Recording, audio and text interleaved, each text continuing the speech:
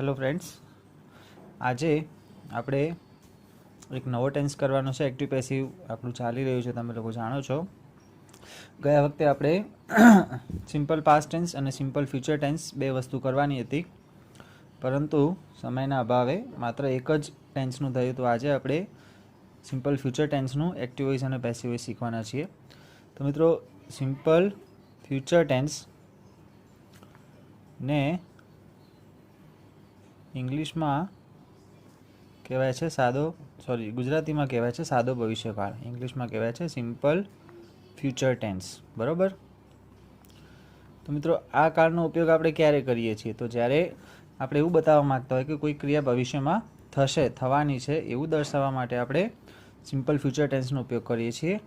હવે મિત્રો, એની અંદર એક્ટિવ વોઇસની અંદર એની જો રચના જોઈએ તો શેલ કે વિલ પ્લસ મૂળ રૂપ. બરાબર. શેલ અથવા વિલ પ્લસ ક્રિયાપદનું મૂળ રૂપ મૂકવામાં આવે છે. અને પેસિવ વોઇસ કરવા છીએ તો શેલ અથવા વિલ, બરાબર, બંનેમાંથી જે કઈ મૂકો તમે, પ્લસ બી અને પ્લસ પાસ્ટ પાર્ટિસિપલ એટલે કે ભૂતકૃદંતનો ઉપયોગ થાય છે. હવે આમાં શેલ મૂકવું કે વિલ, તો આઈ અને વી જોડે મોટાભાગે શેલનો ઉપયોગ થાય છે અને બીજા બધા કરતામાં વિલનો ઉપયોગ થાય છે. પરંતુ તમે બધા કરતા સાથે વિલનો ઉપયોગ પણ કરી શકો છો. કઈ વસ્તુ એમાં ખોટી પડશે નહીં, એટલે એમાં બિલકુલ નિશ્ચિંત થઈ જશો. બધા માટે વિલનો ઉપયોગ આપણે કરી શકીએ છીએ. બરાબર. હવે આમાં એક બીજી મિત્રો એક વસ્તુ યાદ રાખવાની છે કે આની રચના જેવી રચના એમએ એટલે કે મોડલ ઓક્સિલરીની છે. એમએનો મતલબ શું થાય છે મિત્રો? તો કેન, કુડ, વુડ, શુડ, આ બધા મોડલ ઓક્સિલરીઝ કહેવાય. એમનો મતલબ થાય છે મોડલ ઓક્સિલરીઝ. હવે મોડલ ઓક્સિલરીઝ એટલે સહાયકારક ક્રિયાપદો કહેવાય છે, જે વિશેષ બધા એના ઉપયોગો હોય છે. દરેક ક્રિયાપદનો પોતપોતાનો એક વિશેષ ઉપયોગ હોય છે. જેમ કે કેન તો ક્ષમતા બતાવે, કુડ તો એ કેનનું ભૂતકાળ કહેવાય, વિનંતી કરવા માટે. બરાબર. એવા જુદા જુદા ઉપયોગો માટે મોડલ ઓક્સિલરીઝનો ઉપયોગ થતો હોય છે. હવે એમાં કયા મોડલ ઓક્સિલરીનો ઉપયોગ શેના માટે થાય છે એ આપણે જ્યારે મોડલ ઓક્સિલરીનું ચેપ્ટર હું તમને કરાવીશ એકવાર ફરીથી, ત્યારે તમને એમાં સમજાવીશ. અત્યારે આપણે એટલું સમજીએ કે આ મોડલ ઓક્સિલરીની રચના અને સિમ્પલ ફ્યુચર ટેન્સની રચના એક જેવી જ છે. આમાં શેલ વિલ આવે છે, તો આમાંની જગ્યાએ કેન, કુડ કે જે કંઈ બી આવતું છે આવશે. પછી મૂળ રૂપ જ આવે છે, એટલે મેં એની સાથે લઈ લીધું, કારણ કે બંનેની રચના સેમ ટુ સેમ જ છે. બરાબર. તો એક્ટિવ વોઇસમાં શેલ વિલ પ્લસ મૂળ રૂપ, અને મોડલ ઓક્સિલરી હોય તો એમએ પ્લસ મૂળ રૂપ. એમએ એટલે મોડલ ઓક્સિલરી. બરાબર. Can, could, would, should, may, might, must એ બધા એમાં આવે છે. પેસિવ વોઇસ કરવા જઈએ ત્યારે શેલ વિલ વત્તા બી વત્તા ભૂતકૃદંત, અને મોડલ ઓક્સિલરી હોય તો એમએ જે આપ્યું હોય અહીંયા આપ્યું હોય એનું જ અહીંયા આવી જશે. બરાબર. એમએ પ્લસ બી પ્લસ ભૂતકૃદંત. બરાબર. હવે આપણે એના એક્ઝામ્પલથી જરાક એને સમજવાનો પ્રયત્ન કરીએ. તો એક્ઝામ્પલ એનું છે એક્ટિવ વોઇસનું કે આઈ વિલ બાય અ કાર, એટલે કે હું એ કાર ખરીદીશ. તો આઈ વિલ બાય અ કાર, તો આ સબ્જેક્ટ એટલે કે કર્તા, વિલ બાય વર્બ એટલે કે ક્રિયાપદ, અને અ કાર એ શું છે? કર્મ. આ પેટર્ન તમે યાદ કરો. કદાચ અઠવાડિયું આખું વીતી ગયું છે એટલે તમને રચના કદાચ ભૂલી ગયા હો, તો હું ફરીથી તમને લખાવી દઉં છું. S plus V plus O, subject plus verb plus object active વોઇસમાં. બરાબર. અને પેસિવ વોઇસમાં ઓબ્જેક્ટ આગળ આવે એટલે અકાર આગળ આવશે. અકાર જોડે આવશે વિલ. બરાબર ને? તો અકાર વિલ આપ્યું છે, વિલ જ રાખીએ. અકાર વિલ બી અને ભૂતકૃદંત, બાયનું ભૂતકૃદંત શું થશે? બોટ. તો a car will be bought by, આઈનું શું થઈ જશે? મી. બરાબર. I will buy a car, તો a car will be bought by me. હવે ધારો કે આ વાક્યનું નકાર વાક્ય બનાવવું છે, બરાબર. તો નકારમાં સાદા વર્તમાનકાળમાં ને એમાં આપણે જેમ ડુ ડઝની સહાય લેવી પડતી હતી એવી રીતે આમાં કોઈ ડુ ડઝની કે કોઈની સહાય તમારે લેવી પડશે નહીં. ડાયરેક્ટ જ તમે વિલ પછી તરત તમે નોટ મૂકો એટલે વાક્યનું નકાર વાક્ય બની જશે, બરાબર. ફોર એક્ઝામ્પલ, આ હકાર વાક્યનું એક્ઝામ્પલ છે, બરાબર. હવે આપણે એક નકારનું બનાવીએ એક્ઝામ્પલ. તો એ કંઈક આવી રીતે બનશે કે I will not buy a car. I will not buy a car એટલે કે હું એ કાર ખરીદીશ નહીં. હવે મિત્રો આમાં વિલ નોટનું ઘણી વખતે ટૂંકું રૂપ પણ આપી દીધું હોય તો તમારે ગભરાવાનું નહીં. વિલ નોટનું ટૂંકું રૂપ વોન્ટ થાય છે. એટલે વોન્ટ આપ્યું હોય તો વિચારવાનું નહીં કે હવે આ કયો કાળ હશે. આ વોન્ટ એ વિલ નોટનું ટૂંકું રૂપ છે એટલે એ ભવિષ્યકાળ જ છે, બરાબર. એટલે આપણે આ જ રચનાનો ઉપયોગ થશે. તો આ સબ્જેક્ટ, આખું વર્બ અને આ ઓબ્જેક્ટ એટલે કે કર્મ. હવે કર્મને આગળ લાવીએ. આ એક્ટિવ વોઇસનું વાક્ય છે, હવે આપણે એને પેસિવમાં ફેરવીએ, બરાબર. તો a car will not be. આ બી ને મિત્રો ભૂલશો નહીં, કારણ કે આ બી વગર આ વાક્યનું પેસિવ બની શકશે નહીં. તમે આ મૂકશો પણ વચ્ચે બી મૂકવાનું ભૂલી જશો તો મિત્રો વાક્ય તમારું આખું જ ખોટું પડશે. એવું ના વિચારશો કે મારે તો ખાલી એક જ શબ્દની ભૂલ છે. ગ્રામરની અંદર એક શબ્દની ભૂલ હોય કે એક અક્ષરની ભૂલ હોય કે વાક્ય તમે લખ્યું જ ના હોય, ત્રણ વસ્તુ એક સમાન જ કહેવાય, બરાબર. એમાં કોઈ દયાદ્રષ્ટિ રાખવામાં આવતી નથી. એટલે દરેક વસ્તુને પરફેક્ટલી શીખીએ. તો બી નહીં ભૂલીએ. તો a car will not be, પછી આનું ભૂતકૃદંત બોટ.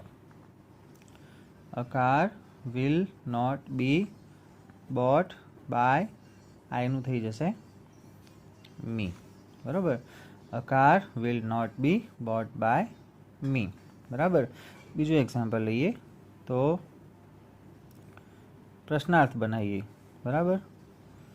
તો સોરી, વિલ ધ children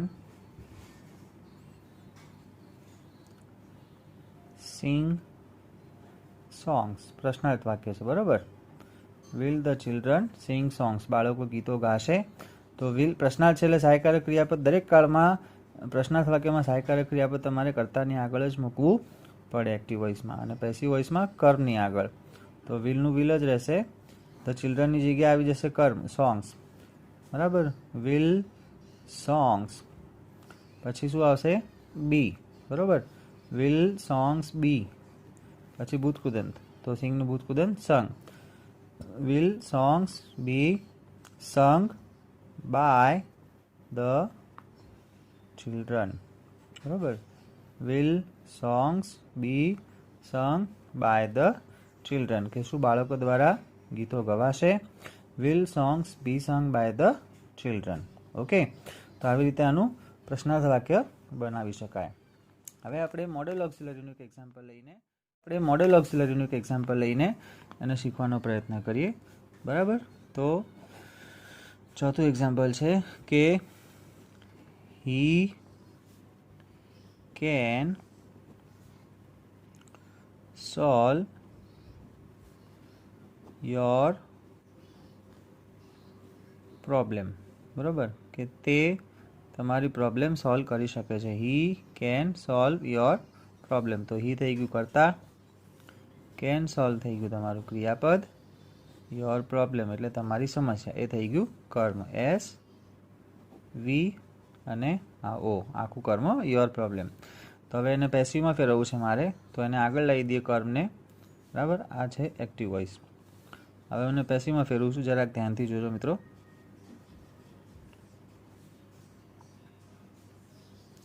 તો your problem can B solved by him. Okay, your problem can be solved by him. Okay, કર્મ આગળ આવી ગયું. he can solve your problem. તો કર્મ આગળ આવ્યું તો your problem can be solved by him. Okay, your problem can be solve by him. હવે આમાં જો મિત્રો મેં કેનનો ઉપયોગ કર્યો છે, બરાબર. જે આપણે અહીંયા રચના તમને લખાવી MA પ્લસ મૂળરૂપ. ઓકે, તો આ MA મતલબ મોડલ ઓક્સિલરી, બરાબર કીધું ને, લિસ્ટ આપ્યું છે can, could, would, should, may, might, must, આ બધા જ મોડલ ઓક્સિલરીમાં જ આવે છે, બરાબર. એટલે તમે સહેજ બી ગભરાશો નહીં કે આ વસ્તુ શું છે, કંઈ નવી વસ્તુ નથી, તમે ગઈ સાલે અને સારી રીતે શીખેલું જ છે, બરાબર. આ બધા મોડલ છે, આ બધાની રચના આના સિમ્પલ ફ્યુચર ટેન્સ જેવી જ છે. આના પછી બી મૂળરૂપ જ આવે છે, જેમ શેલ કે વિલમાં આવતું હતું એવી રીતે, બરાબર. આ મૂળરૂપ, આ પણ મૂળરૂપ. અને પેસિવમાં પણ આની અંદર બી અને ભૂતકૃદંત આવશે, જેમ પહેલામાં આવતું હતું એવી જ રીતે. પ્રશ્નાર્થ, નકાર બધું જ જેમ ભવિષ્યકાળનું થાય છે એવી જ રીતે મોડલ ઓક્સિલરીનું થાય છે સોલ્વ, બરાબર. એટલે સહેજ બી ગભરાશો નહીં. હવે આપણે આઈ થિંક બીજા એકાદ બે એક્ઝામ્પલ લઈ જોઈએ, જેથી કરીને તમને મોડલ ઓક્સિલરીનું પણ વધારે ક્લિયર થઈ જાય. For example, should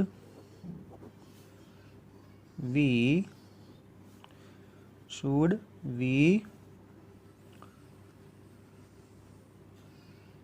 sing this poem, કે અમારે આ પોએમ ગાવી જોઈએ, આવું પૂછવા માંગે છે. Should we sing this poem, તો શુડની જગ્યાએ પ્રશ્નાર્થ છે એટલે સહાયકારક ક્રિયાપદ આગળનું આગળ જ રહેશે, શુડનું શુડ રહેશે, શુડ, પછી ધીસ પોએમ આગળ આવશે, should this poem be, should this poem be સિંગનું ભૂતકૃદંત sung, should this poem be sung by us, બરાબર. should this poem be sung by us. Okay, તો આ રીતે પ્રશ્નાર્થ વાક્યનું પણ આપણે પેસિવ વોઇસમાં ફેરવી શકીએ છીએ, બરાબર. ઓકે, એના પછી WH પ્રશ્નાર્થવાળું પણ આપણે વાક્ય બનાવી શકીએ, કે દાખલા તરીકે what can I do for you.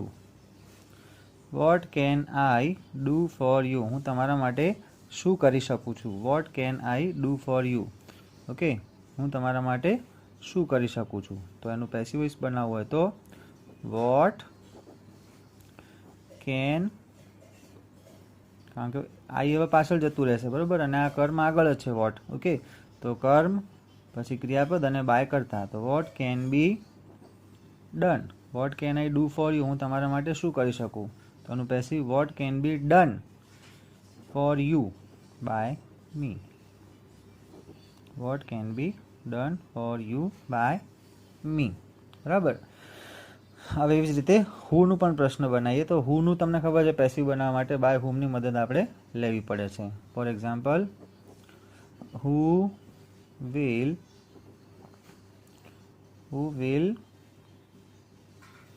sell the house, ઘર કોણ વેચશે? who will sell the house, ઘર કોણ વેચશે? તો કોણનું થઈ જશે કોના દ્વારા. કોના દ્વારા માટે આવે છે by whom. હવે willનું will રાખશું, by whom will, પછી કર્મ આગળ આવશે will the house, by whom will the house, પછી be sold, by whom will the house be sold, એટલે કે ઘર કોના દ્વારા વેચવામાં આવશે અથવા કોના દ્વારા વેચાશે, બરોબર. હવે હજુ એક બીજું એક્ઝામ્પલ આપણે લઈ શકીએ છીએ. ઓકે, આવું નવું જ આપણે આવું નવું જ મોડેલ ઓક્સિલરીમાં પણ બનાવી શકીએ. For example, who can